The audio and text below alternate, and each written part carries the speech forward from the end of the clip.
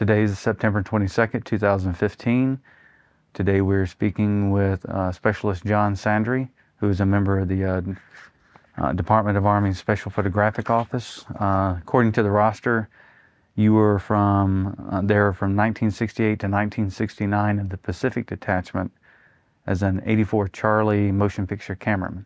I came in 1967, actually. But. Oh, you came in 67? Okay. Thank you very much for coming out. And one of the main things for today, we're going to be going over your DASPO experience, so we can add this also for for the new exhibit that we are opening up on Thursday, the 24th. Which the staff here has been very excited. Looking back at the history of DASPO, but also looking at all the pictures that you guys. You're just looking at some of the most iconic photographs of Vietnam, but kind of looking at some of the stuff that you guys did there in those time frames, and being a part of a group that, the military is yet to realize, hey, let's recreate something like this, or potentially try to recreate something like that. So thank you for definitely coming out for that. And during the course of this, if we get to anything that you don't want to talk about, just let us know. All right. And we can, our production guys are phenomenal. They can go in and edit, cut things out, especially if there's something that, later on, kind of thinking back, you're like, I really don't want that added into your history part. We can also go and take that out as well. I won't get into any world politics. So but that's tell it as I saw it done. Definitely. But and even then, this is your time. You are our guest and our superstar today. So whatever you say is whatever you would like to say. All right. No holds barred, so to speak. The more elaborate, the better. So we'd like to have a little fun with this. All right. So, going in, did you join the Army in '67, or were you drafted? I joined the Army. Joined? Now, was it one of those where you decided to join in versus being drafted? I decided to join. I wanted to go on to other careers after high school. I wasn't really college bound. I wanted to go to a trade school, and I was working, but the draft was coming in every month, bigger and bigger. Every few months you'd hear there'd be a press conference on TV, and it kept increasing, and I kept hoping like through 64 and 65 we'd see it decrease or go away, but as we know, the war at that time just seemed to go on forever. And for people, going 17, 18, we're getting pretty worried. We knew this is going to affect our lives big. I mean, we're going to have to do something. And so then I heard, well, okay, your choice is you can hang around town and wait to be drafted and give up your job, but if you do that, then you're told where to go and what you're going to do, and you're going to be sitting in artillery, or you're going to be carrying a rifle, more than likely. If you sign up, you go for another year, so you're going to donate 3 years of your time, but you have a choice now. Now you can, after testing, and then we would see like a list of occupations in the Army that we'd probably qualify for, and then I think we'd put like 3 choices, and then they come back and say, okay, this is what you're going to go to signal school at Fort Monmouth, New Jersey. And it came out as motion picture photographer. Oh, nice. Now, prior to joining, did you ever have any type of want or any interest in photography or motion pictures before you joined the I was interested in photography and media and radio and television, and that's my plan was to go on into radio, which I eventually did later, and a little bit of television, but I was actually working in a TV station as a cameraman at the time. So, and also before that, I was an Explorer Scout for another TV station, a local TV station. I did that, and then we learned a lot about electronics and framing and camera work, and eventually actually doing it on the air at the place where I was working. So that's, I gave a lot of experience for that type of thing. And then I think I did have some photography in high school too. I think they had, these short courses, and you learn the basics. and I did a lot on my own. So there was an interest there, and then, like I said, all media. Nice. Now, when you were working for the television station back home beforehand, did you receive any formal training, or was it just more on the job Well, that's all training? on the job. You come in, you're a floor man. You have to excuse that those were the job definitions, Mhm. 50 years ago, man. But Mhm. so it was listed as a cameraman slash floor man, and so you pretty much did everything. You're like a high school play. You're painting flats. You're sweeping the floor. You're putting sets together. You're doing carpentry in the back, shooting commercials, and doing the live newscast. Oh, nice. So, and when you joined the Army, did you specifically, how did you find out about, the 84 Charlie MOS to be a cameraman? Well, they pretty much chose it for me. I think I put it as an interest. From what I remember, I put it as an interest, and then I know we took like a whole day of all kinds of tests and batteries, and some of the testing was who you'd be compatible with, and I think they did it even in the early days of computers. Of people in this occupation have similar interests, and that I fit in with that, because I know it would say, would you enjoy going to an art museum or looking at photo displays or understanding art? And I said yes. And so I can see where that would, that creative work would fit right in. So. Oh, nice. Now, while you're in your training at Fort Monmouth, kind of backtracking for a second, where did you go for your basic at? I was basically was at Fort Benning, Georgia. Fort Benning? Oh, okay, nice. No, it wasn't. Well, the reason why I like to say, I always say that, I grew up 45 minutes south of there, Oh, all right. on the Alabama side. But so you probably went to Sand Hill during that time frame. Right, I think it was Sand Hill. There was, I know, a couple of different, Chapel Hill and I think Sand Hill, perhaps they called it. But, Yeah, it was Chapel Hill, Sand Hill, and Kelly Hill. oh, The okay, yeah. are the three main areas. Right, yeah. But kind of going back with there at Fort Benning, did they ever try to send you, across the way to the main side where they did all the jump school for airborne? No, but there was a time they had us line up, and there was, I think, some officers at a table, and they wanted to talk to us. No, it's like, now what? There's always a lot of surprises came out, and I had a card, right, and my recruiter said, "Don't lose this card. Carry it with you all the time, and you may have to show it, be ready to whip that card out." He said, because they're going to try and change you. They're going to try and make you change occupations just like that. And that's what this was about. And he says, he says, you don't want to be a photographer? I said, yes, I do. Soldier, I'm talking to you. You do a lot more for everyone getting into the artillery. He says, we need people, and you'll really like it. I mean, don't you want to hear those big guns go off?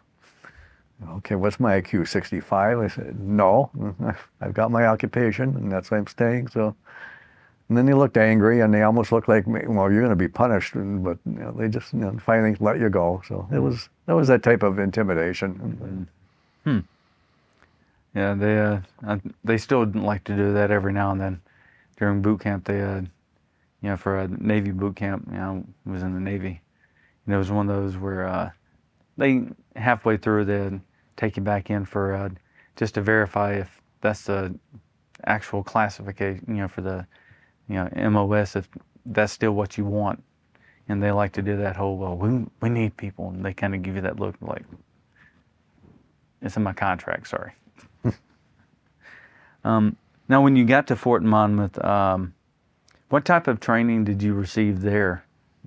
Specifically additional training, because since you had a lot of on-the-job training back at the TV station, what was Oh, you have to like? start right from the beginning with their course. There was coursework. I mean, there was even some math involved, because you had to learn to use a light meter and figure out exposure, because it wasn't automatic then, and you had to figure out focus by either measuring or, doing the best you can with estimating, because it wasn't always single lens reflex and focusing. You had to adjust the lens to the feet the old-fashioned way, because that's what it was known. So you had to really learn the basics, and then they're really big on framing and angles, and they want to make sure you learn the Army way. It was very straightforward motion picture photography, basic sequence, tripod in most cases. Now even, major motion pictures are hardly even shot with everything's handheld now, even though it's very steady, and they've got the gyroscope and body pods to steady it. But then absolutely everything had to be that's stilted, except when you were filming like wild action and uncontrolled action, and then you're hand holding and taking it as it came. But when you're doing a controlled show by a script or an outline, then everything was a standard basic sequence and plenty of room for editing. Nice. During that time frame, do you remember any of your specific instructors that kind of stand out, that in some of the techniques that they taught, other than the basic stuff, that kind of really pops in the back of your mind? Or? I do remember, and I don't know names anymore, but I remember one was very patient with us who don't like math, and I probably should have expected that there'd be math formula for, based on, film speed and lighting conditions and exposure and, the camera lens. So there was a trick to that, and some of us were slower with it, and and he was very patient and worked, and he somehow found a way to make us grasp it quicker. He says, like, you're just thinking, you're getting too deep with it, you're thinking too hard. Here, look, it's this, this, and that. Just remember, it's 1, 2, 3. It's this, you do that. Oh, okay. I made it too hard for myself. It's not as bad as it looks. So, nice. So yeah, you had to pass the test and everything, and then you had to pass a certain type of shoot film, and then they taught us a little bit of editing too. Oh, nice. Now, when you were done with the school, how did you get into DASPO? Because there, in some situations they'd send a lot of the guys to the 221st. You get your orders. That was it.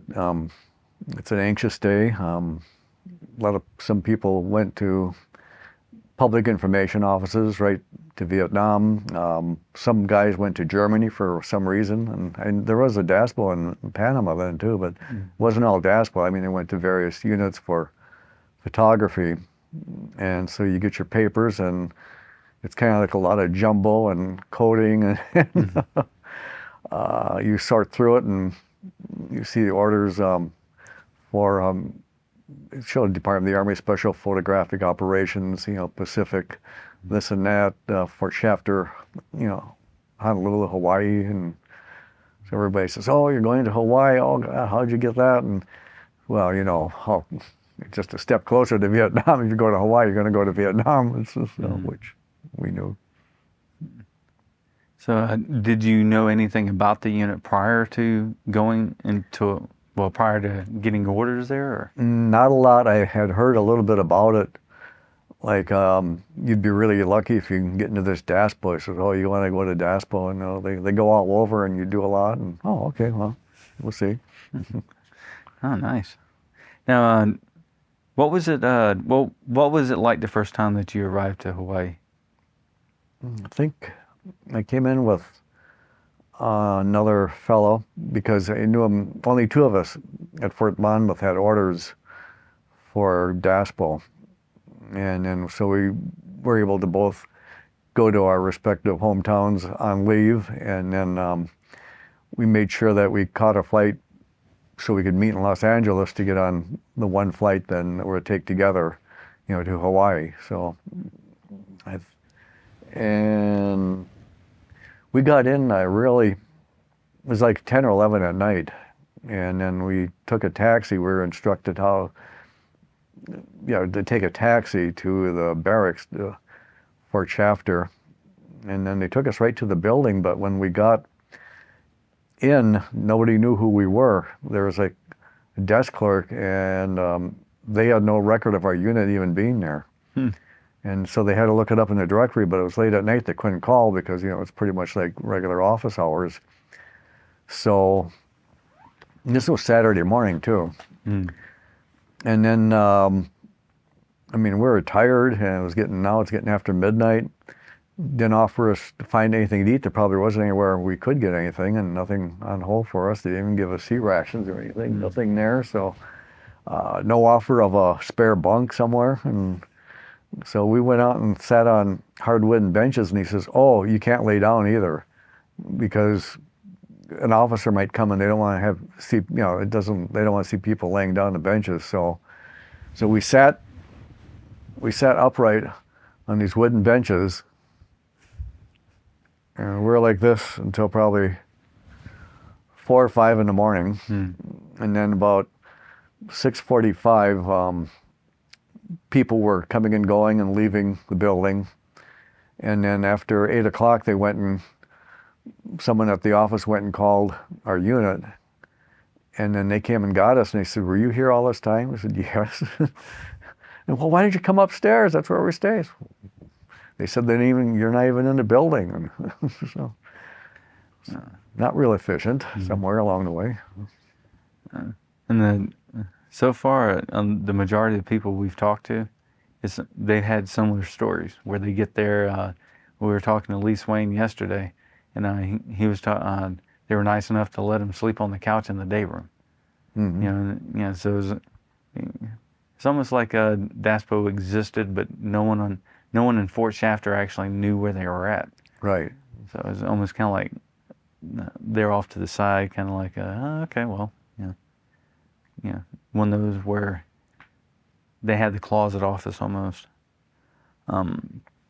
Now, while you were there, what was some of the, did you do any type of additional training, or were they, any type of evaluation beforehand, or?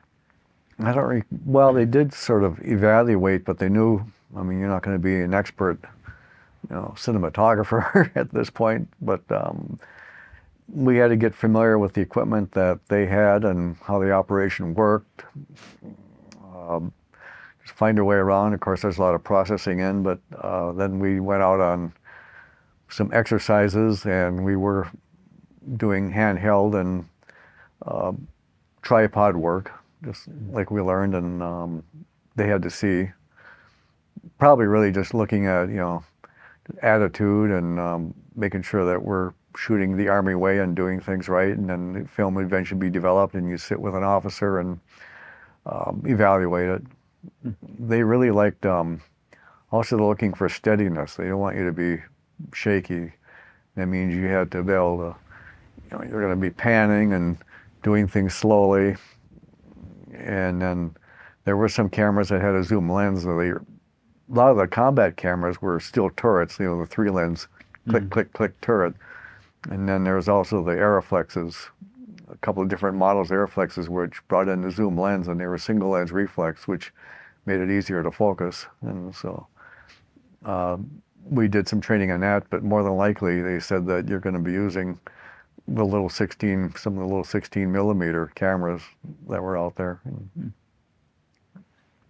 How long were you at Fort Shafter before they gave you orders to, were you first TDY?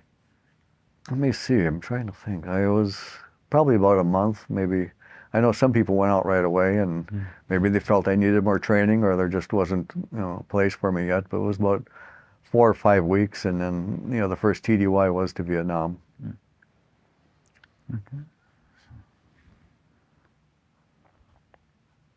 Now, when you got there, what was it like, taking a civilian aircraft versus a military aircraft to get to Vietnam? Trying to think.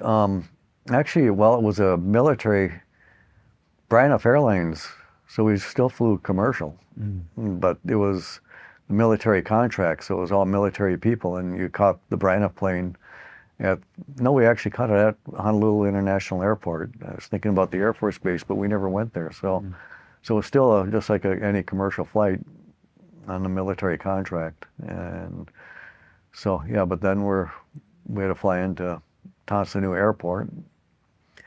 That was I've seen recent pictures of it. Now it looks like any airport in the world. Very modern then. So in 1967, Tonsanoo Airport looked like from a movie in the 1930s during, I mean, it had that colonial look of Dien Bien Phu and with the overhead fans, and it was dark and dingy with brick walls. And, I was just thinking, that looks like one of the scene from a place from a classic movie. It was really something. But yeah, you just feel that hot, humid air hit you. There's just certain odors in the air you can't recognize, and just new smells and different sounds. And I always remember that smell of cheap fuel for the little taxis and cars and scooters with blue smoke rising all over the place. And I can still think of it today, and sometimes they smell something similar to that. But those were some of the first impressions in Saigon. Probably. What was some of the thoughts going in the back of your head of like, what the heck did I do? God, what am I getting into? I was kind of neutral to that. I mean, I wasn't really being philosophical about, oh, what's this? I'm just a 19-year-old Midwestern boy and thrown overseas. I was pretty much ready for, something. I mean, and geared up for it after all the basic training and advanced training in the Army. And, being away from home was, not that big of a deal to me. So I was ready for something and adventuring to learn things and see what happens. And I wasn't really thinking I'm, going to go into combat and all this is going to happen. It just seemed friendly enough. I mean, it's not like there's shooting all over, just like you're just going into another international city, and someone met us there and at the airport, and we got in a Jeep and drove on to where we lived. And speaking of that, what did you think about the villa? Oh, I was impressed. I just seen some pictures of Vietnam, and I don't know that we living in a 3-story French villa. I mean, so with a front yard and gates, and I did think at first, well, this doesn't look real secure, but then they said, oh, we're safe here, and nobody bothers us, and actually, there's no sign out front. It's kind of secret too. A lot of people don't even know we're here, which I'm sure is naive thinking because they know. Oh yeah, definitely someone probably knew you were there. During that time when you got to the villa, how long were you there before they sent you out on your first assignment? That would have been may have been just like a local assignment, not going overnight somewhere. I think we went to film something in one of the units near the Air Force Base. And it was only probably within 3 days, maybe even 2.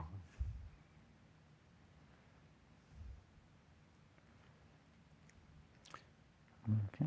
Now, when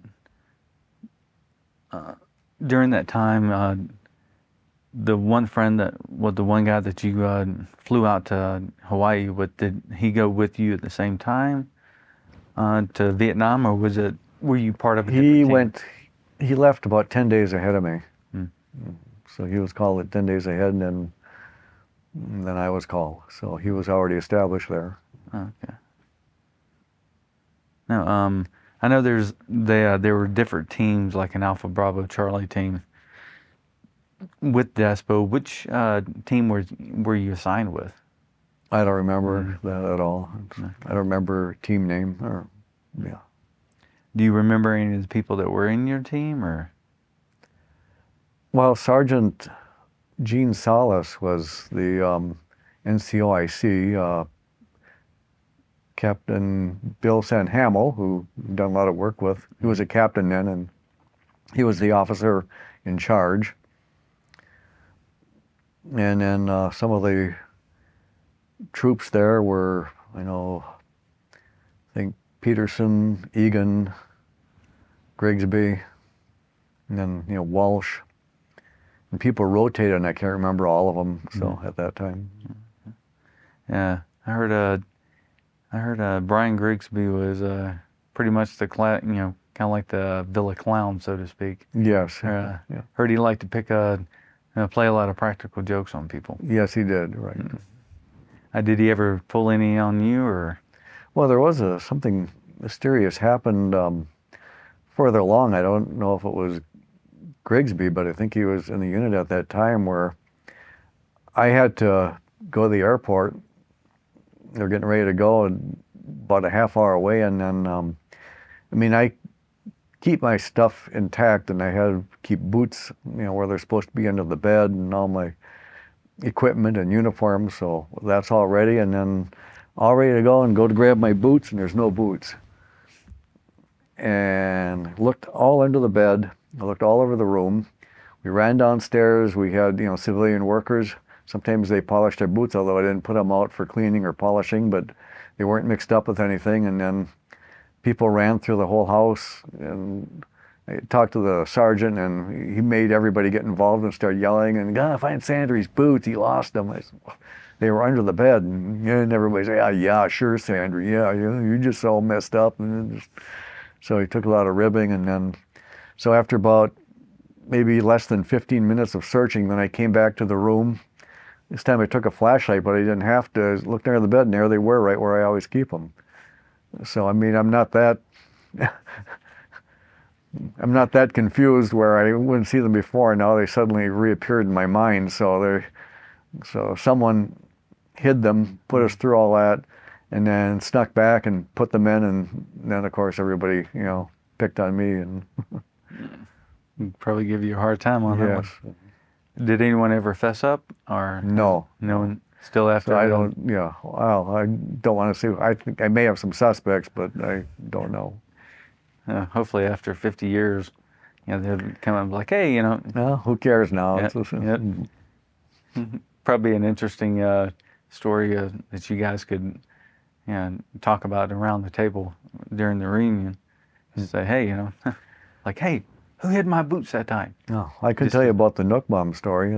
Oh, yeah. It involves Grigsby a little bit. I always tried something. Our food was kind of bland, but I was always impressed by some of the foods that other peoples eat in different countries and cultures. But I probably wanted to show off as well. But the big thing in Vietnam was Nook Bomb. They used it, the Vietnamese used it for everything. I'm not sure how to spell it, but I know it wouldn't be too hard to look up. It's fermented fish oil, and it smells exactly like it would sound. And it's in a dark bottle, and it kind of looks like molasses, but a little bit more loose, so you can pour it. So, but it's not that bad. I'm sure it's really healthy, with the vitamin A and just like taking fish oil capsules, that type of vitamin and nutrients. But I went and showed off, and I bought a bottle of Nook Mom and had the cook brought it out for me, and I started dumping it on the food, and they got a big laugh out of that and thought I was showing off, but it smelled so bad. And then Grigsby just got up and shouted, "I refuse to sit at this table if Sandri's going to have that fish oil there. Get it out of here." And then whoever the officer was at the time yelled at me to put the thing away and don't take it out anymore. Just, drink it in the kitchen if you want. Nope. So I probably gave it to the maids and let them take it home, and I never had it again. So Ted Atchison, I was talking to him a few years ago about, he said, "Oh yeah, I remember you used to try Nook Mom." I said, "Well, for a while." I says, "Of course you guys laughed at me and made fun. Do you know, not less than 10 years ago, Nook Mom shows up in the United States. It was in the Asian food stores. Now you can find it right on the shelf in your mainstream stores, like Safeway or anything. It's right there with spices and, next to soy sauce and everything else like that." Nice. Yeah. Sounds like you guys definitely had good times when it comes to ribbing and stuff like that. Yes, you probably have to do that in a combat zone, even though, I mean, this whole thing was considered a combat zone because there's a potential, you never know. So. Oh, definitely. Yeah. Got to keep the sense of humor while you're out there. During the time when you were there, how many times did you go on missions to different areas while you're in Vietnam? All right, well, let me try to do an estimate because, like I said, some stories were just day stories. We wouldn't leave that area. We'd come back and sleep overnight right in the villa because there's enough to do around there too. But they had to try to rotate us as well, so to get out in the field. So if you'd only be back sometimes for 1 to 2 days, hardly any more than three. So 3, 6, 9, 12, 24. You probably went about 30 to 40 times. Um, and roughly during that time frame, how many, is there any specific stories that you covered or a specific event that really stands out in your mind? There was so many different types of stories. Some of them were real straightforward. If an officer, would someone go along to help with lighting, it'd be like a colonel talking in his office, with the flag in the background, and then you'd have to light it. And you've probably seen those videos, which look very stoic right now, where he's either standing or sitting, and then we always do the angle change for the editing, where he would be sitting like this, the camera would be over here, he'd complete a sentence and then go like that, and then you'd cut the film, move the camera over here, readjust the lights, tell him, okay, sir, now repeat the last sentence, but facing this way. Actually, he'd have to, to shoot him over here, then you'd have to start and go back over here and turn again, and then start, and then continue his talk. So then we'd edit together that, you'd say, and with the best of the combat troops. What I always stand for, like that. So now you've changed the angles and it looks like you're using two cameras, and it just kind of breaks up the monotony a little bit too. That's one type of thing. Sometimes there'd be an order for equipment, new equipment, existing equipment, medical, how people make an appointment at the clinic and coming in and, shoot soldiers in the waiting room, and just go through the whole sequence of that. Of course, you have to kind of lay this out ahead of time, what they want and how you're going to cover it and who's there, and how people cooperate and how things go, and then so various people or troops or equipment or activities in an area. So sometimes there was like somebody's on a certain mission or trying to achieve something in another part of the country, then that's when you go out. And again, sometimes it would be like a place where they're doing combat sweeps and missions. And sometimes they'd want the whole everything that they're doing. You'd be there for days at a time to show them, eating out in the field and the food coming in, and putting up more equipment and getting artillery ready. And so sometimes it'd be just an all around, or else it would be more concentrated on a certain piece of equipment or certain group within a unit that does something special. Nice. During that time, did you ever go past a 90-day TDY, or was it just all your TDYs were they all 90 days? I never went over 90 that I can recall. How many times did you do a TDY to Vietnam? 3. 3? Okay. And during that time were there any like specific, like in a couple of the latter TDYs that they would send you to, just cover a specific unit in the bush, or just where you'd have to go to Tan Son Nhut and jump on a helicopter? Or? Right. Yeah. We depending how far they were, we may have to go to Da Nang or Quy Nhon. So you take the C-130 or whichever plane it would be, and you take a true plane there, and which could be pretty rough, bouncy. Of course, we're not talking any luxury. You might be sitting right on the floor and just strapped in with a net across, and if there's a lot of people, or else there were like rows of seats on the side, and you had to put this big, belt over you, and that was the safety. So, but you go to a specific place, and then, so I did cover in An Lat. There was they're doing combat missions they've changed the name of that so much, you know, like assaults, and then they called it like controlled missions or, you know, sweeps, and tried to soften the title. And so, but at any rate, we trying to remember how this went. So there, yeah, I think it was, yeah, in on lot, and I was with a still photographer who's, I can't remember the name now, someone I didn't see too often. At any rate, so we got briefed by them, and they were hardcore military, and they didn't like photographers because they felt, a lot of officers and NCOs felt like, you know, you're not doing anything to help the war. You're taking pictures, and you should be out shooting. And that's pretty with a gun. And, your M14. We did carry a pistol, but that was for one-on-one. But so we went. So I took a lot of handheld pictures of them preparing to go out for their battle the next day or go on a combat sweep. And there was turned out that there was a village where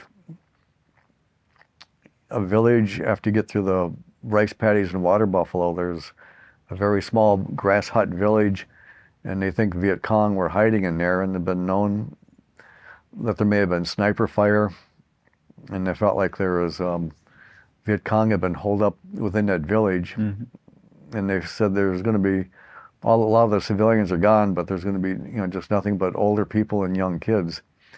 So then they set up a wave of helicopters. Different waves had come in, so we couldn't be on the first wave because they had to go in and secure the area. And then we wanted to take pictures also. I think there's going to be 5 waves. So what we do is so we'd stay back and then film the soldiers running to the helicopter, and then get on the helicopter when the next ones come in.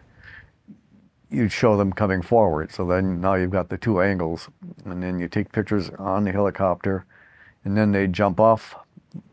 So you got the pictures of them going off the helicopter. So that way, then I'd go over and get down and crouch in the rice paddy and wait for the next wave to come in, which is only supposed to be about less than a minute. And then that way you get them coming off. Of course, then the editor is going to fix that all up, and they're going to put it in the right sequence. And then that's when the sniper fire started, when people were out and the guys were trying to come off the helicopter, and I was in the rice paddy, and these cameras, a roll of film was really hard to control because you wanted to run everything 10 seconds a shot, and you couldn't get that many shots on a roll. So I wanted to have a fresh roll for when that wave came in, so I had to change film right there out in the field and embraced up on a rice paddy, and next thing I knew is my hand shaking because there was gunfire over here. A couple of bullets pinged. I just saw a ping right into the rice paddy. This water was pinging like that, and they start yelling at me, "Get down, get down, get down!" And so I'm hiding getting way down in the rice paddy, but I had to this is the last helicopter wave coming in. I had to get that film in the camera and process through because I'm going to miss it, and then I'll be in trouble. The whole shot's ruined. Everything, a lot of the story's ruined. You don't have the vital shots of them coming off the helicopter.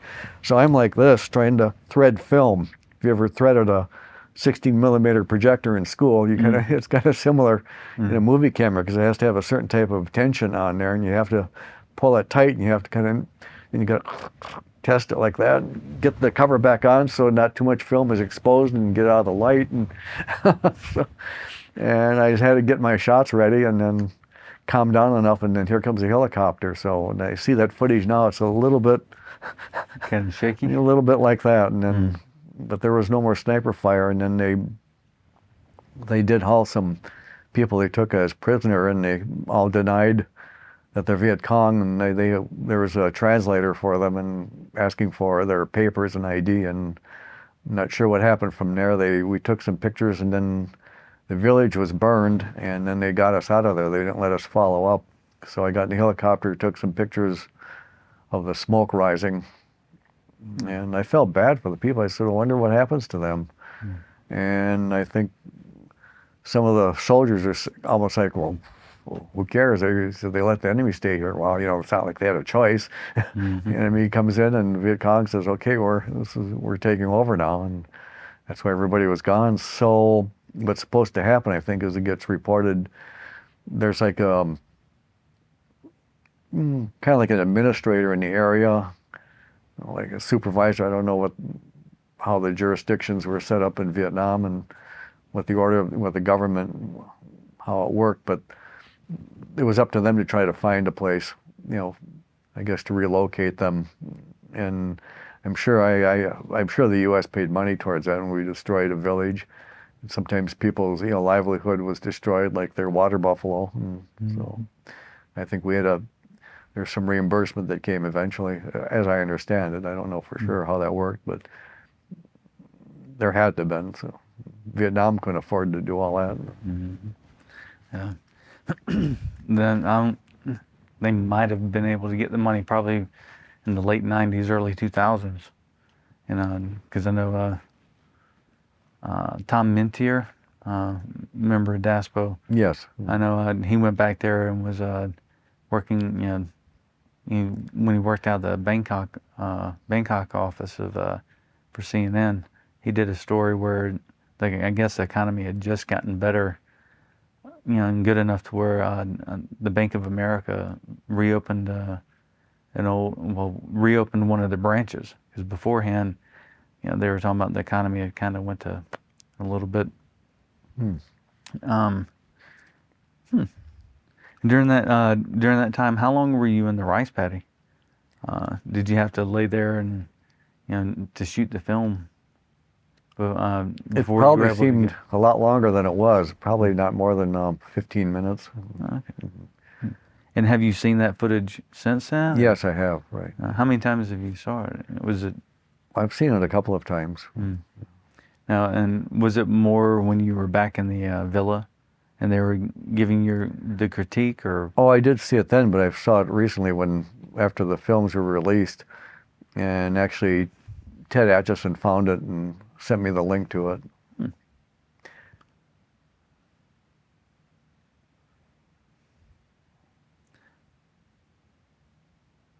Oh, has any of your family seen any of the pictures or film that you took when you were in Vietnam? They've seen a little bit. I don't have a lot, even my own personal pictures. I don't have too much of it, so haven't heard too much back from them. My daughter is more of like a war buff from all the wars, and she's more interested in World War II as something of an expert on World War II's history and trivia, but she is interested because her father was in Vietnam, so I did give her some information, and she's seen some of the videos, but there's not a lot of feedback. I don't know. I guess they just don't know what to say. When looking at that, I know Dick Durrance and a couple of the other guys actually took their own personal camera with them, and sometimes they'd take a shot, or even some of the guys that with the video, they'd have the motion picture camera, and they would sometimes bring a still picture. Did you take a personal camera? I didn't. No, I didn't have a personal camera at that time. I didn't buy one until years later, and from another person in another country. From one of our GIs that didn't want his Canon camera anymore. But at that time, I didn't have a personal camera, so I didn't get a lot of pictures. Now, besides Vietnam, how many missions did you go to other areas like Korea, Thailand, Japan, Laos?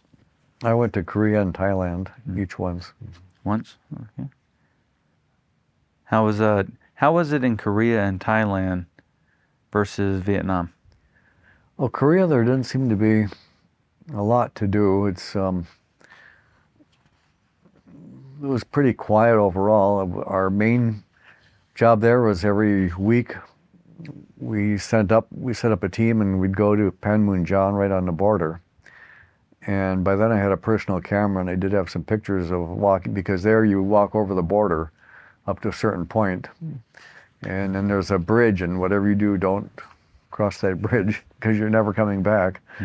And we can't get you out, so don't.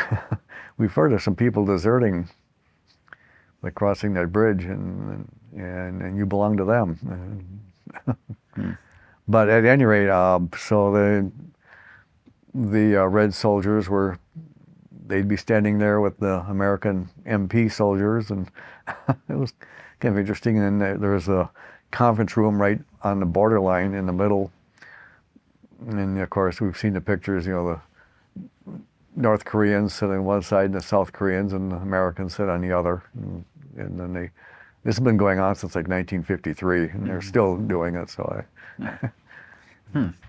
Well, was there a specific assignment when you went to Korea, or that you can remember? why nothing stands out. I have to say it was more on the boring side.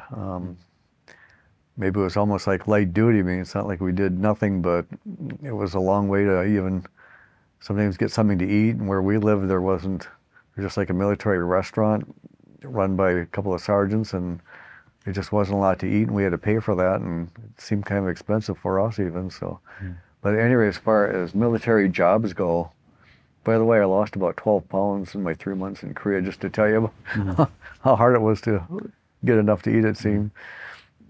But yeah, I know we did have to lug, it was just starting, it was spring and it was starting to warm up and it got really hot, and I know we did a job with some unit. We had to carry a lot of lights along, like a whole lighting unit. It was going to be a bigger type of job, and it took two of us to carry that case with the color tran lighting units and then sound equipment, because this is more like an operation where officers are going to talk.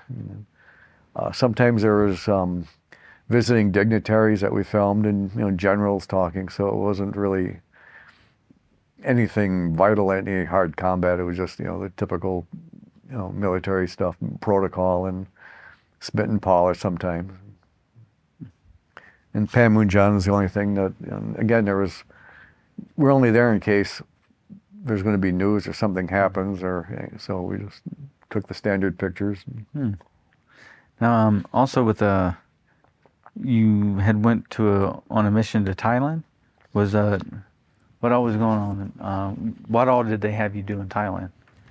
Well, Thailand was about the same. You'd visit military installations. There was more civilians involved.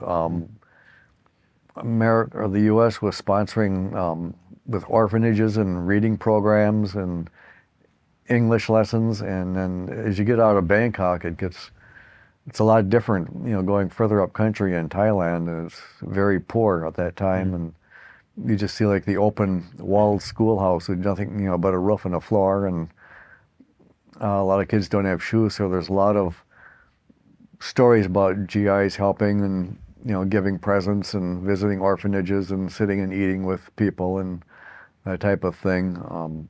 Some military installation jobs, just how they operate during the day and anything special they got going on. There was, I think, some computerized program that they were doing in Thailand for Vietnam. So it was support in Vietnam coming from Thailand, because I remember now, think of computers in 1969 and you're talking this whole room and more. Right. Just to get a piece of paper about yay big. Right. Looks like almost like a punch card. Mm-hmm. And kind of looking back, when you did when you were out shooting film, what was some of the techniques that you did that generally other people didn't use? Or as in, did you like add any type of flair or any type of additional resources? Okay, well, we had to be careful about flare, because military did not they probably don't want flare. They did want creative angles. They just didn't want you to go nuts with some of the photography, and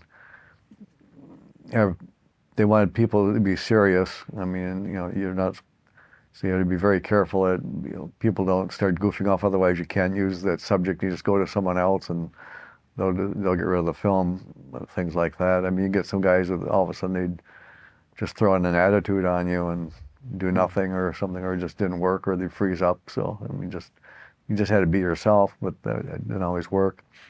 I was very steady. I was certainly I was far down the line as far as type, photographer. I wasn't anywhere near the top of the line like Ted Atchison was and some of the other ones. But so I was criticized a lot for certain things with focusing and some of the techniques. But I did a lot better when I got the single lens reflex and the using the Aeroflex cameras, holding them on the shoulder. Then I was very steady, and I like I like to do slow movement with people, have people move and walk up.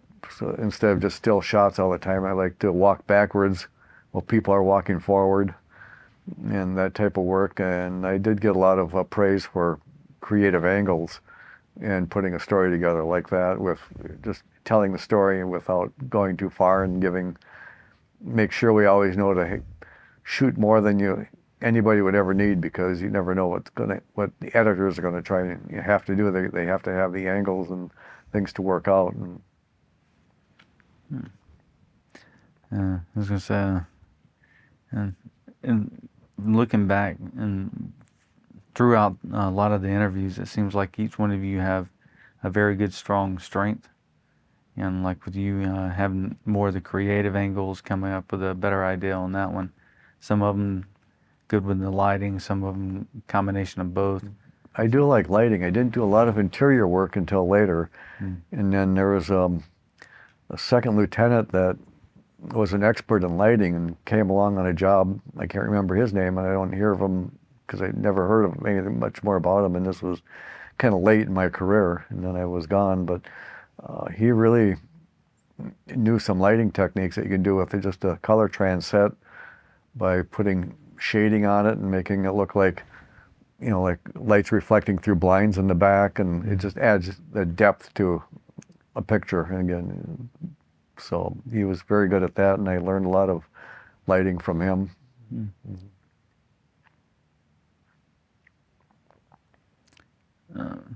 And during your time, kind of looking at it, did you have a mentor or someone that you tried to emulate while you were there that you had met during that time frame? I can't really say that I did. I mean, it's not,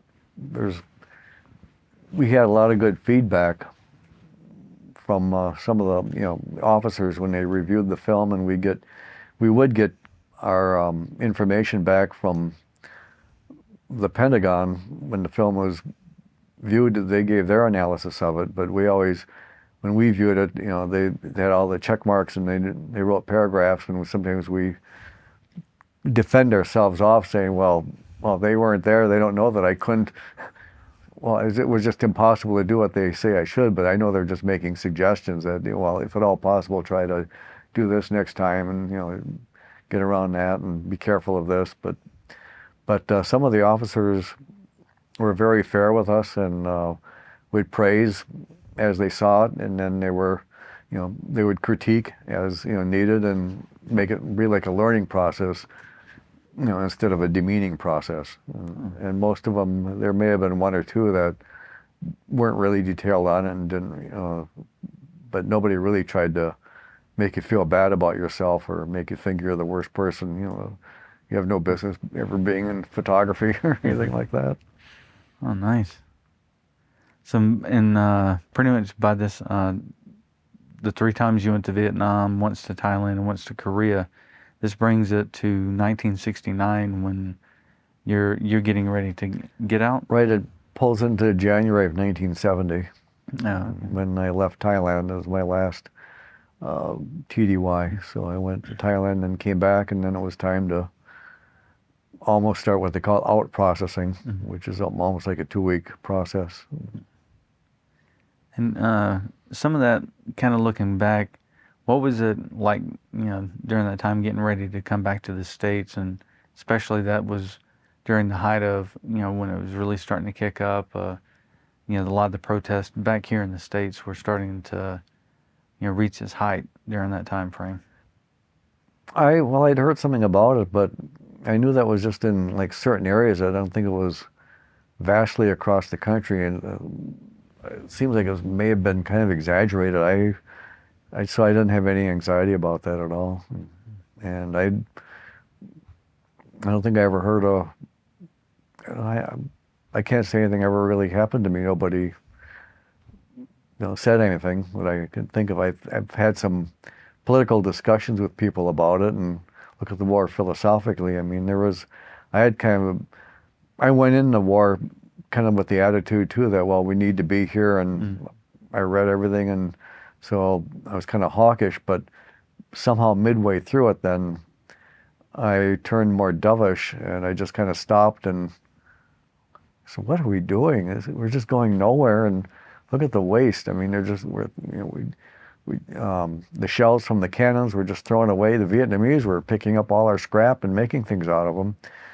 And of course, we know that when we abandoned Vietnam, we left everything, and in Vietnam, North Vietnam, well, the communists took everything anyway. But even before that, they're taking all of our equipment, and everything was just so discarded. But anyway, it just seemed like such a waste of lives. I understand the reason we're trying to help get started, but so now you go in hindsight, and it's just there had to be another way. I don't know what we could have done, but they don't want communism to take over another sliver of the country. They thought it was going to take over the world, but of course that never happened. But at that time, they just thought they're giving communists more strength, and we just can't let them have South Vietnam because it's such a good growing region, and they needed rice, for North Vietnam, and really China was involved a lot too.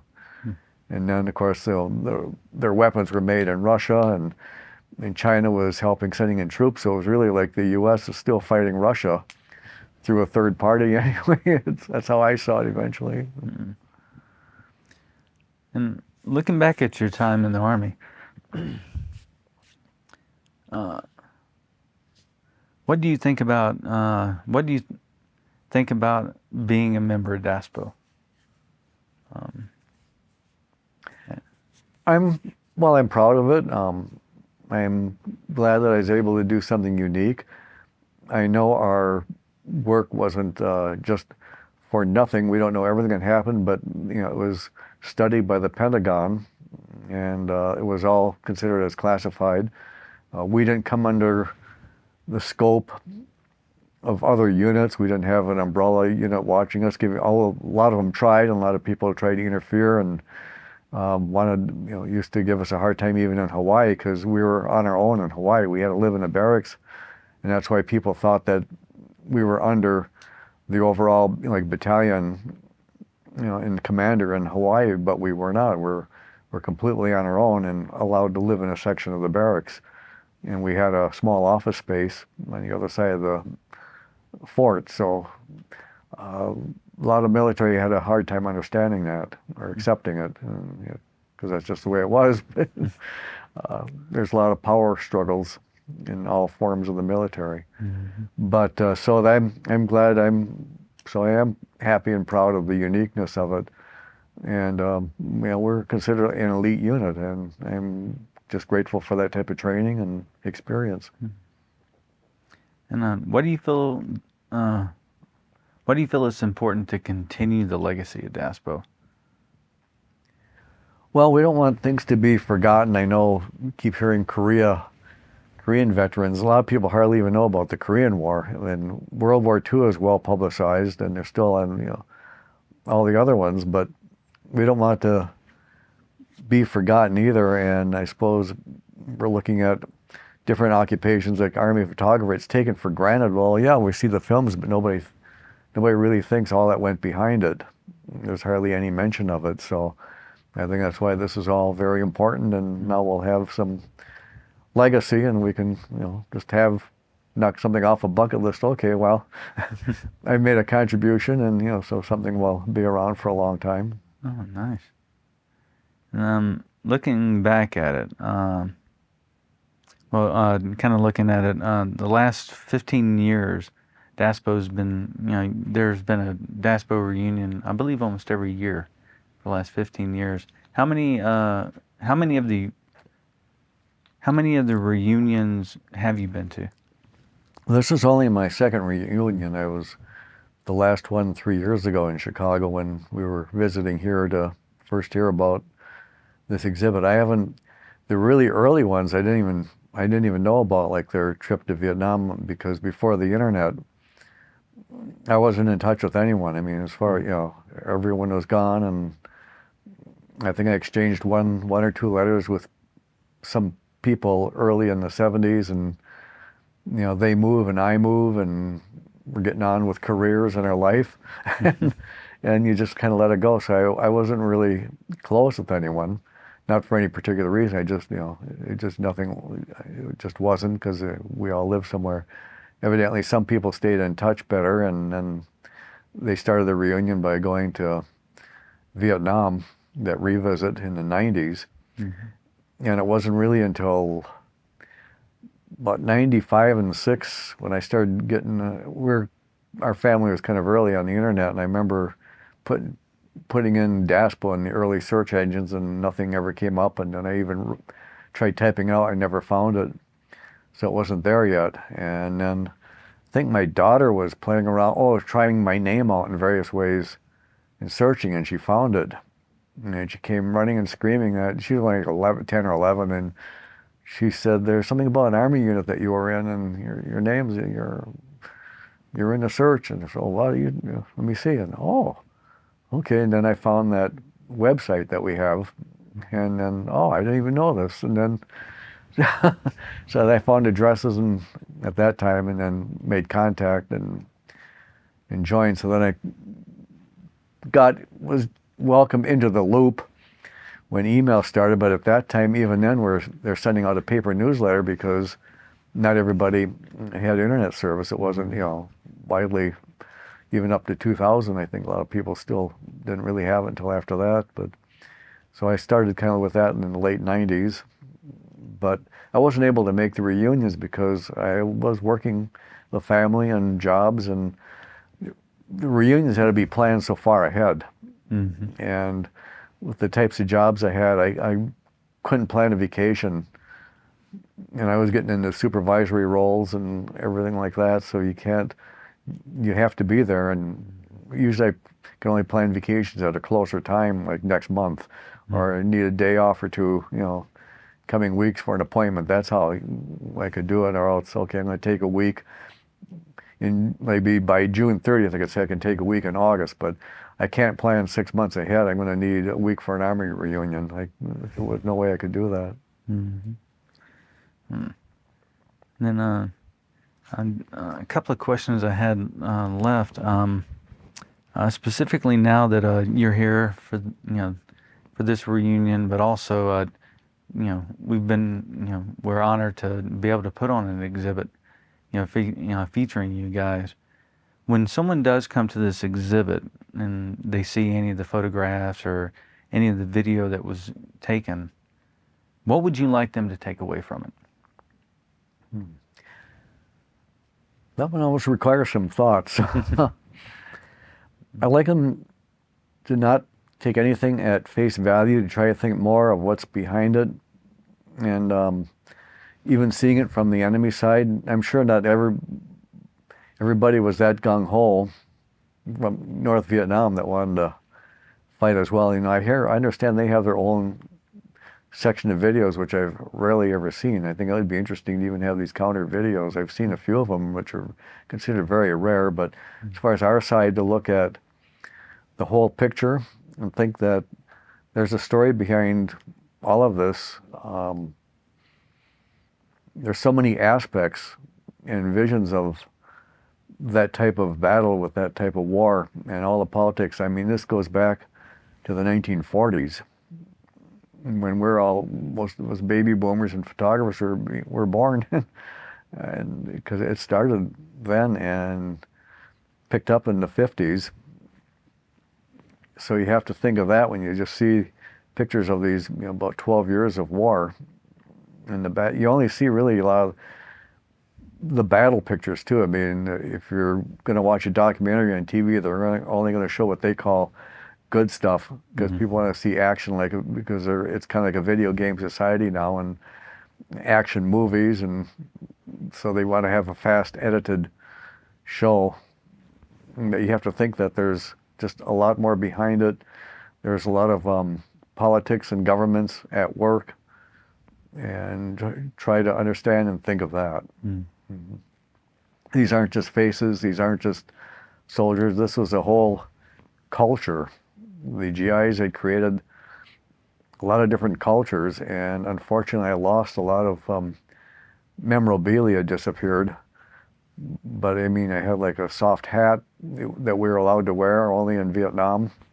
There was even like civilian newspapers. Someone came out and ordered and made like a real gossip rag tabloid newspaper. I had copies of that I wanted to take home, figured that's going to be just valuable. I had some copies of a Vietnamese paper in English, which was just rich. It was just, they translated, roughly translated stories from Vietnamese to English from like a Vietnamese paper. And I hate to say it, but it was almost hilarious because the translations were so bad and the phrasings. But I thought that would just be good memorabilia, and I had little things and some pictures and postcards, and again, everything just kind of disappeared, you know. So someone has them, but I don't. But I mean, there's all this. There's the GI slang. There was a way that, you know, a lot of Vietnamese learned English from GIs, so they learned what we told them, and a lot of that was just slang. And then all these words that were brought over from World War II in Korea were brought in as part of the slang, and a lot of Vietnamese thought those were actually speaking English. And a lot of the GIs thought some of the way they spoke, the few little words of Vietnamese, or calling older women mama san, they actually thought that was a Vietnamese word. And you know, san comes from the Japanese language. Mama it's somewhat universal, but they do have their own word for mother. It's just an affectionate term that they use for an older woman, and they call any girl under 20 a baby son, which would now be demeaning. So, but I mean, that means things like that. But I spoke to guys who actually think that, or they say like beaucoup. Well, that's a French word for very much, and they thought that was Vietnamese word. Maybe it was incorporated in the Vietnamese language, but they used to use that all the time, like, oh, he beaucoup crazy. And so they say, yeah, that's a Vietnamese word. Yeah, they say beaucoup. Well, it's French. Well, I don't know, they always say it. You know, well, they got it from the French then. They think that's how we understand. And especially ever since Full Metal Jacket came out, you know, they always like to throw that out. You know, they like to throw that all the time with beaucoup, where she was saying the one guy, tout beaucoup, you know, talking about. Oh, right. On the one scene. So that's one thing I was going to ask. Looking back with Stanley Kubrick, you know, and it just now occurred to me that I, you know, should be asking you guys this. You know, here you have a movie about a Marine Corps photographer, combat photographer. Do you think that Kubrick got it right, or, you know, kind of looking in some along the lines of where Joker would have to go on the, you know, would go to basically find stories during that time frame? Do you think Kubrick got it right? I had meant to read the book, because I'm sure it's far more accurate than the movie, because, as you know, someone writing for a movie, the producers are going to get a hold of it and say, well, yeah, we have to pick it up, and well, people expect to see this, so they're going to put a lot of things and of course they have to shorten it up and make it quick and simple. And so from what I recall, it was Hollywoodize it. Yeah, it was probably 30 to 40% accurate. But the strangest thing is, there was I don't know how much of this is my imagination. When Ed Walsh and I we were at a Marine camp once, because we had to stay at a Marine camp for a while, and we weren't filming them, but they were working with the Army, and we stayed. So we actually stayed with the Marines, and we went into the public information office. And I can't remember the man's name, but he was very intelligent, and he was very anti-military in the Marines, and he was like a still photographer and writer. And he said he's going to write a book about all this. and he was talking about, and we told him about the Army photographer in Daspo, and he said there's a lot of stuff that happened in basic training, and some of the guys are here, and he says, and you're going to hear about it because he says I'm already an experienced writer, and I'm taking all these notes, and I'm going to write a book. And oddly enough, when I saw the movie Full Metal Jacket, this person in the movie is a Marine in the Public Information Office, and they're kind of laughing. It was just a very short scene where two guys came in holding a still and motion picture camera like we would, and they said, "Who are you?" And it was, "Army photographers," and they laughed, and they kind of made fun of it because it was Army and they're photographers. And I thought, geez, something sounds. Sounded familiar. We met a Marine like that who said he was going to write a book, and we came in as Army photographers. So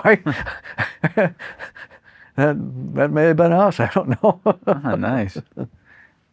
That that would be pretty funny on that I'm one. glad I got that documented. I forgot to talk about Tet.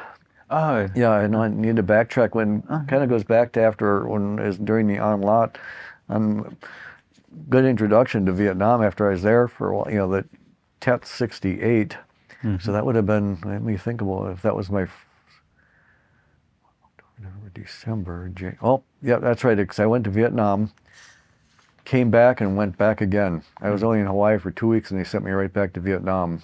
And then I was only in Vietnam a short while on the second trip, just before Tet, and I went with the still photographer, and I'm not even sure. We were trying to get way up north to Quy Nhon, which is way up north, and we had a flight, and we had to stay over in Da Nang. We took the military flight to Da Nang and stayed in the military hotel, which is like a barracks now. And we slept through it. There was a red alert. They thought there was going to be an overrun for the hotel. We found this out and we woke up, but they wanted everybody, have your steel pot on, flak vest, armed, ready to go, and they let us sleep because we were so tired. And we slept through the whole thing. And there was just like a few guys in this, dingy room with, just military bunks. So, we got up early in the morning because we had to go to the airport and catch our flight to Quy Nhon. And it's kind of quiet, and we just shave and get ready to go, and we go strolling down the hall and on the first floor, and there's just an open entrance. We go walking out, and the MPs are there. And they, "Whoa, where do you think you're going?" Well, if it's anything to you, we have to get to the airport. We have a flight. We got a job to do. "You're not going anywhere. Don't you know what's going on?" "No." And the street was all different. It was really quiet, and there was just more activity and jeeps running around, and hardly any civilians. He says, the airport was attacked last night. He says, "We have information that every U.S. base was attacked." And he says, Charlie's acting up on the Tet holiday, and they said they're attacking everything in Saigon. Tan Son Nhut's under stress right now, and they're attacking Saigon, trying to get to the capital. Of course, we had our villa just between Tan Son Nhut Airport and the Saigon city limits, and we don't know what was going on, and then we had to stay there, and then they took us. The airport was secured, and they said we'd have to stay in the airport, and they didn't have any idea when we could go out. So we stayed in the airport, and we never left. We were there for at least like 5 or 6 days, sleeping on a bench, and they threw out. They had there was no food except rations. At least there was a lot of that, and they brought more in. I mean, there was quite a few men in there, and a couple of lavatories that had to be. The civilians come in and clean them every day, but actually there was some shelling nearby. We had to run into a shelter a few times during that week, and then we made numerous attempts, about 3 times a day, to try to call Saigon, and the phones were down. You couldn't get through, and we didn't know and we couldn't get news. I mean, it wasn't like you had the internet or anything. We didn't know. we didn't even know if the villa was there. We thought everything was under attack, that they were storming in and going to the Capitol. We thought it was all over. And of course, that didn't happen, but we found out that our guys in the villa did go out and fight, and they were shooting in the alley, and there was battles. They had to go out and help. And, Wow. Yeah. How long did you guys ever make it to Da Nang, or did they reroute you from? we were in, yeah, well, we stayed in Da Nang. Yeah, we did get up. We did get a flight to Queen Yan? Queen Yan. Yeah, we got a hold of the captain in Saigon eventually, and then things got more secure. And then, but after that, things were secure. But then after that, the whole face, everything changed. The face. Then it was dangerous everywhere. It felt, and beautiful, Saigon. The French they called it almost like, like the mini Paris, and it was like the Pearl of the Orient, going back to the colonial days. And we had they had the brick and cobblestone streets and that type of architecture. And now there's sandbags and barbed wire everywhere, and everything is blocked. You still have the Continental Hotel, but people wouldn't eat in the open cafe because they're afraid of getting shot. Someone throwing a grenade in from the street now, and so Continental is where all the reporters stayed and American diplomats. It was the one fancy hotel in Saigon. And did it after that, since Saigon had changed a lot, was it the same thing at the villa where you guys didn't feel it? Did it still feel the same, kind of like a safe haven for you guys to be able to go back and kind of take a breath, take a shower, and toss a couple of beers back before you had to go back out? It kind of felt like that. I don't think we had any more security. I kind of remember a South Vietnamese soldier. For a while, we had they assigned some South Vietnamese to stand outside the gate sometimes. I don't know if they just got an alert for something, but we did have some South Vietnamese soldiers there, and kind of watching over and guarding us. But then that went away, and then we kind of went back to normal. But our procedures changed. We couldn't just say we're going out and go out, and just go to a restaurant. It was very careful, and now there's a curfew, and so yeah, I think there was a curfew before, but now it's far more strict, and we stayed in a lot more and didn't go out after dark. So we just stayed there. Oh, definitely. Especially something like that, all of a sudden everyone getting hit at one time. Still looking back, that was the Tet Offensive was definitely an interesting scenario for everyone. Right, if people would read the history and study it. I understand now that a lot of the textbooks almost brief over the war. It's just assigned a couple pages with some big pictures, and there's not much to it. And it's hard to, you'd have to be a scholar, you'd have to get books from a library and really go intent if you want to get the full feeling of it. And even like something as simple as Wikipedia, it's not as in depth as it. I've definitely seen how it's part of that period between the first Gulf War and World War II. Everything in between now it's like a footnote. Vietnam will get 2 or 3 pages in the history book. Korean War, they might get a paragraph. Or like a half a page or something along those lines. Nice. It's gotten to the point where now things have gotten so abbreviated. It's like, and as coming from a historian perspective and a historical perspective, it's just kind of like, what? Because especially with the Vietnam War, I mean, it truly defined a generation, for the longest time frame. Because you had, in all aspects, when you look at it, it was one of those that it defined also how we moved forward with the military.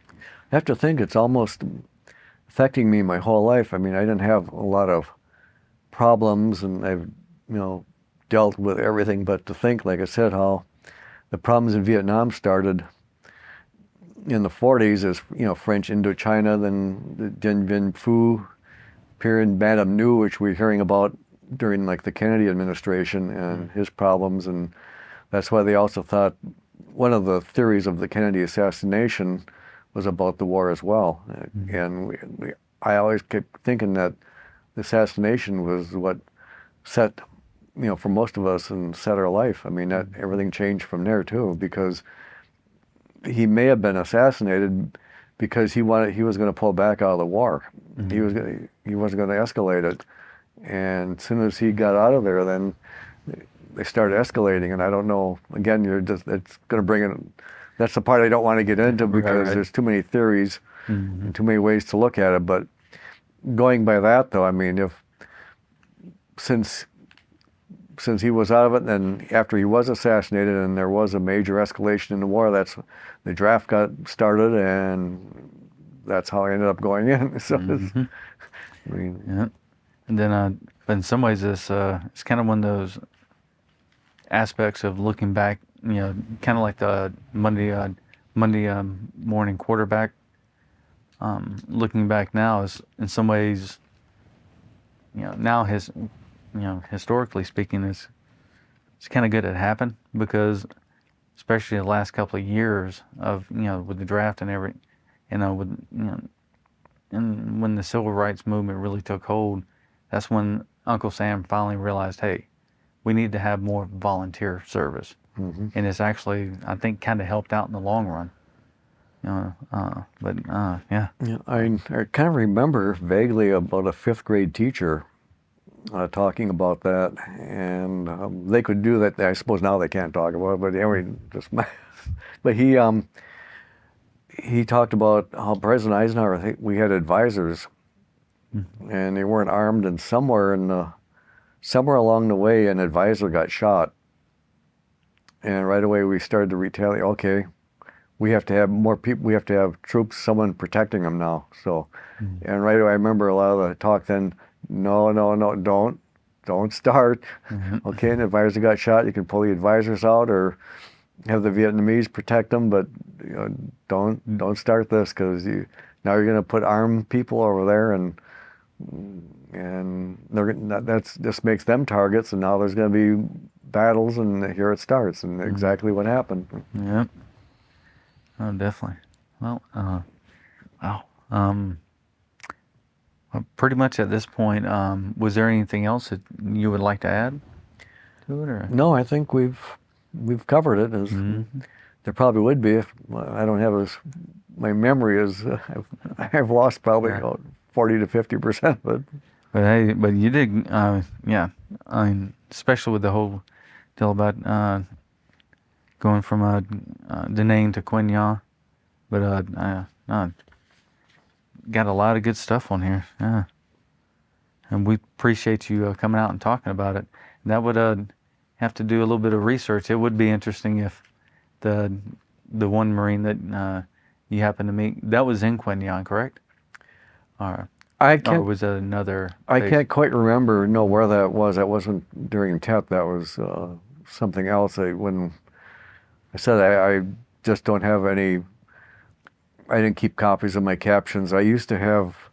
I think I ended up throwing out the papers I had, because I did keep some papers for a while, because we had to keep an itinerary so we could get paid back because we got paid different rates for times we're in Saigon and out of Saigon, and we had to have everything specified as to where you were at. Every day where we were when we went out and when we came back and the time we came back even. So, but I had all of that, and I probably when moving and clearing papers, I don't need this anymore. Now I, of course, wish I did have it, but yeah, that would be interesting if you just happen to, you happen to be the guy who talked to the Marine who wrote, Full Metal Jacket, and you and the still picture cameraman happened to be the We're Army photographers. I know I've seen the movie, but movies I don't take movies all that serious, but because I see things happen, or I just don't think it quite went like that. But at any rate, but now it reminded me that after years, I finally reminded to get the book. Seems like I tried to get the book once, the library didn't have it. And I don't know if I ever ordered it to get, so now I've got it in my head again, so we'll Yeah. make a note to do that. Oh, definitely. I'm gonna have to rewatch it tonight. And now thinking of it, I'm like, why haven't I been asking questions about that?